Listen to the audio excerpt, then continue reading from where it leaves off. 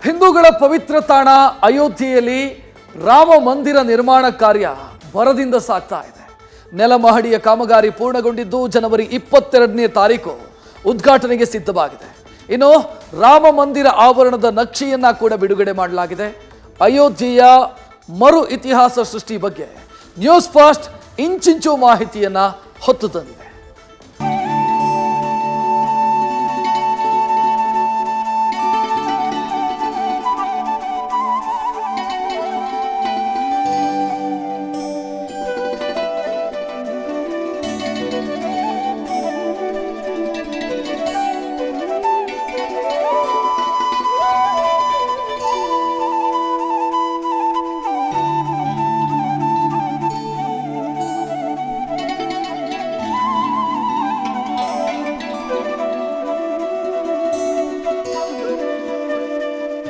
ಕೋಟ್ಯಾಂತರ ಹಿಂದೂಗಳ ಮನದಲ್ಲಿ ಒಂದೇ ಜಪ, ಅದು ರಾಮ ಮಂದಿರ.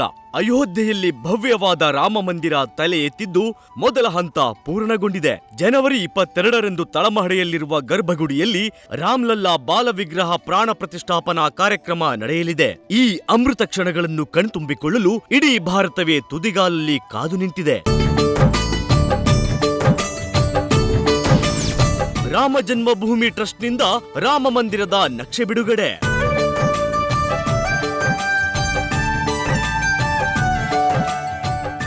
ಸರಯೂ ನದಿ ತೀರದಲ್ಲಿ ಸದ್ಯ ರಾಮ ಮಂದಿರದ ನಿರ್ಮಾಣ ಕಾರ್ಯಗಳು ಭರ್ಜರಿಯಾಗಿ ಸಾಗಿವೆ. ಶ್ರೀ ರಾಮ ಜನ್ಮಭೂಮಿ ತೀರ್ಥಕ್ಷೇತ್ರ ಟ್ರಸ್ಟ್ನ ಪ್ರಧಾನ ಕಾರ್ಯದರ್ಶಿ ಚಂಪತ್ ರೈ ಅವರು ನಕ್ಷೆಯ ಮೂಲಕ ಮಂದಿರ ನಿರ್ಮಾಣ ಕಾರ್ಯದಲ್ಲಿ ಇದುವರೆಗೆ ಆಗಿರುವ ಪ್ರಗತಿಯ ಬಗ್ಗೆ ವಿವರಿಸಿದ್ರು. ಉತ್ತರ ಭಾಗದ 70 ಎಕರೆ ಜಾಗದಲ್ಲಿ ಮಂದಿರ ನಿರ್ಮಾಣ ಮಾಡಲಾಗ್ತಿದೆ. ಮಂದಿರದ 4 ಮೂಲೆಗಳಲ್ಲಿ ವಿಭಿನ್ನ ದೇವರುಗಳು ಇರುತ್ತಾರೆ. ಈಗಾಗಲೇ ಮಂದಿರದ ಗರ್ಭಗುಡಿಯ ಕಾಮಗಾರಿ ಪೂರ್ಣಗೊಂಡಿದೆ. ದೇವಾಲಯದ ನಿರ್ಮಾಣಕ್ಕಾಗಿ ಮಕ್ರಾನದಿಂದ ವಿಶೇಷವಾಗಿ ಮಾರ್ಬಲ್ ಅನ್ನು ಸಂಗ್ರಹಿಸಲಾಗಿದೆ. ಇನ್ನು ಉತ್ತರ ಭಾಗಕ್ಕೆ ದೇಗುಲವಿದ್ರೆ ದಕ್ಷಿಣ ದ್ವಾರದಲ್ಲಿ ಆಂಜನೇಯನ ಮೂರ್ತಿ ಇರಲಿದೆ. ಹೀಗೆ ಮಂದಿರದಲ್ಲಿ ಏನೆಲ್ಲ ಇರಲಿದೆ ಎಂಬ ಮಾಹಿತಿ ನೀಡಿದ್ರು. ಮುಖ್ಯವಾಗಿ ಕಲ್ಲುಗಳನ್ನ ಬಳಸಿ ರಾಮ ಮಂದಿರವನ್ನ ನಿರ್ಮಾಣ ಮಾಡಲಿಕ್ಕೆ ಕಾರಣ ಕೂಡ ಇದೆ. ಏನಂತ ಅಂದ್ರೆ ಸಿಮೆಂಟ್ ಮತ್ತು ಕಬ್ಬಿಣದ ಬಳಕೆ ಮಾಡಿದ್ರೆ ಅಂತ ಕಟ್ಟಡದ ಬಾಳಿಕೆ ಏನಿದ್ರು ಕೂಡ 50ರಿಂದ 100 ವರ್ಷ ಮಾತ್ರ. ಅದೇ ಕಲ್ಲುಗಳನ್ನ ಬಳಸಿ ಮಂದಿರವನ್ನ ನಿರ್ಮಾಣ ಮಾಡಿದ್ರೆ ಮಂದಿರ 1000 ವರ್ಷದಿಂದ 1500 ವರ್ಷದವರೆಗೂ ಕೂಡ ಬಾಳಿಕೆ ಬರುತ್ತೆ ಮತ್ತು ಸುಭದ್ರವಾಗಿರುತ್ತೆ. ಈ ಕಾರಣಕ್ಕಾಗಿನೇ ಇಲ್ಲಿ ಕಲ್ಲುಗಳನ್ನ ಬಳಸೇನೆ ಅಯೋಧ್ಯೆಯ ರಾಮ ಮಂದಿರವನ್ನ ನಿರ್ಮಾಣ ಮಾಡಿರುವಂತದ್ದು ವಿಶೇಷ. ಇಲ್ಲಿ ತಾವು ನೋಡಬಹುದು ಈ ಎಲ್ಲಾ ಕಲ್ಲುಗಳನ್ನು ಕೂಡ ಈಗ ರಾಮ ಮಂದಿರ ನಿರ್ಮಾಣದಲ್ಲಿ ಬಳಸಿಕೊಳ್ಳಲಾಗುತ್ತೆ. ಈ ಕಲ್ಲುಗಳನ್ನ ಈಗಾಗಲೇ ಕೆತ್ತನೆಯನ್ನ ಮಾಡಿ ಇಲ್ಲಿ ತಂದು ಇಡಲಾಗಿದೆ. ಮುಖ್ಯವಾಗಿ ಇಲ್ಲಿ ಲಾಕಿಂಗ್ ವ್ಯವಸ್ಥೆ ಕೂಡ ಇದೆ. ಇಲ್ಲೊಂದು ಚಿಕ್ಕದಾಗಿ ಒಂದು ಗುಂಡಿಯನ್ನ ತೋಡಿದ್ದಾರೆ. ಈ ಒಂದು ಇಲ್ಲೇನೆ ಮತ್ತೊಂದು ಕಲ್ಲನ್ನ ಇಟ್ಟು ಅದನ್ನ ಜೋಡಣೆ ಮಾಡುವಂತ ಕೆಲಸವನ್ನ ಮಾಡಲಾಗುತ್ತೆ. ಈ ಕಲ್ಲುಗಳನ್ನೆಲ್ಲವನ್ನು ಕೂಡ ಈಗಾಗಲೇ ಕೆತ್ತನೆಯನ್ನ ಮಾಡಲಾಗಿದೆ. ಮುಖ್ಯವಾಗಿ ಈ ಕಲ್ಲುಗಳನ್ನ ರಾಜಸ್ಥಾನದ ಬನ್ಸಿ ಪಹಡ್ ಅನ್ನುವ ಸ್ಥಳದಿಂದ ತರಲಾಗಿದೆ. ಜೊತೆಗೆ ಉತ್ತರ ಪ್ರದೇಶದ ಮಿರ್ಜಾಪುರ ಮತ್ತು ಕರ್ನಾಟಕದ ಸಾದಳ್ಳಿಯ ಕಲ್ಲುಗಳನ್ನು ಕೂಡ ಇಲ್ಲಿಗೆ ತಂದು ಮಂದಿರ ನಿರ್ಮಾಣ ಕಾರ್ಯದಲ್ಲಿ ಬಳಸಿಕೊಳ್ಳಲಾಗಿದೆ.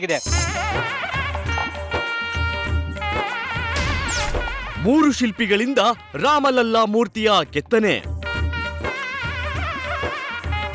5 ವರ್ಷದ ಬಾಲರಾಮನ ಮೂರ್ತಿ ಪ್ರತಿಷ್ಠಾಪನೆ ಆಗಲಿದ್ದು ರಾಮಲಲ್ಲಾ ಮೂರ್ತಿಯನ್ನ 3 ಶಿಲ್ಪಿಗಳಿಂದ ಕೆತ್ತನೆ ಮಾಡಿದ್ದಾರೆ. ಇನ್ನು ಇದಕ್ಕಾಗಿ ಕರ್ನಾಟಕದಿಂದ 2 ಕಲ್ಲನ್ನು ಬಳಸಲಾಗಿದೆ. ಇನ್ನು ದೇಗುಲ ನಿರ್ಮಾಣಕ್ಕೂ ಕರ್ನಾಟಕದ ಕಲ್ಲುಗಳನ್ನು ಬಳಸಲಾಗಿದೆ. ಇನ್ನೊಂದು ವಾರದಲ್ಲಿ ಯಾವ ಮೂರ್ತಿ ಗರ್ಭಗುಡಿಯಲ್ಲಿ ಪ್ರತಿಷ್ಠಾಪನೆ ಮಾಡಬೇಕೆಂದು ನಿರ್ಧಾರ ಮಾಡಲಾಗುತ್ತೆ ಎಂಬ ಮಾಹಿತಿ ನ್ಯೂಸ್ ಫಸ್ಟ್ಗೆ ಲಭ್ಯವಾಗಿದೆ.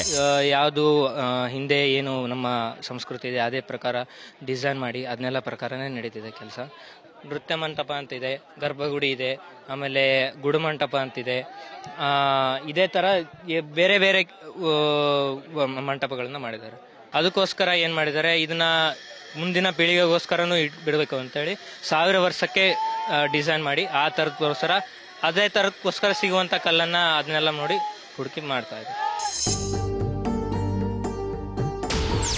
ಜನವರಿ 16ರಿಂದ ಪೂಜಾ ಕೈಂಕರ್ಯ, 4000 ಸಂತರಿಗೆ ಆಹ್ವಾನ. ರಾಮಲಲ್ಲಾ ಪ್ರಾಣ ಪ್ರತಿಷ್ಠಾಪನಾ ಕಾರ್ಯಕ್ರಮಕ್ಕಾಗಿ ಭರದಿಂದ ಸಿದ್ಧತೆಗಳು ನಡೆಯುತ್ತಿವೆ. ಇನ್ನು ಜನವರಿ 16ರಿಂದಲೇ ರಾಮ ಮಂದಿರ ಪೂಜಾ ಕೈಂಕರ್ಯಗಳು ಆರಂಭಗೊಳ್ಳಲಿವೆ. ದೇಶದ 4000 ಸಂತರಿಗೆ ಕಾರ್ಯಕ್ರಮಕ್ಕೆ ಆಹ್ವಾನ ನೀಡಲಾಗಿದ್ದು ಭದ್ರತಾ ದೃಷ್ಟಿಯಿಂದ ಕೆಲವೊಂದು ಷರತ್ತುಗಳನ್ನು ಹಾಕಲಾಗಿದೆ. ಇನ್ನು ಡಿಸೆಂಬರ್ 30ರಂದು ಅಯೋಧ್ಯೆಗೆ ಭೇಟಿ ನೀಡಲಿರುವ ಪ್ರಧಾನಿ ಮೋದಿ ಏರ್ಪೋರ್ಟ್ ಮತ್ತು ರೈಲ್ವೆ ನಿಲ್ದಾಣವನ್ನು ಉದ್ಘಾಟಿಸಲಿದ್ದಾರೆ. ಇದೇ ವೇಳೆ ಅಯೋಧ್ಯೆಯಲ್ಲಿ ಬೃಹತ್ ರೋಡ್ ಶೋ ಕೂಡ ನಡೆಸಲಿದ್ದಾರೆ.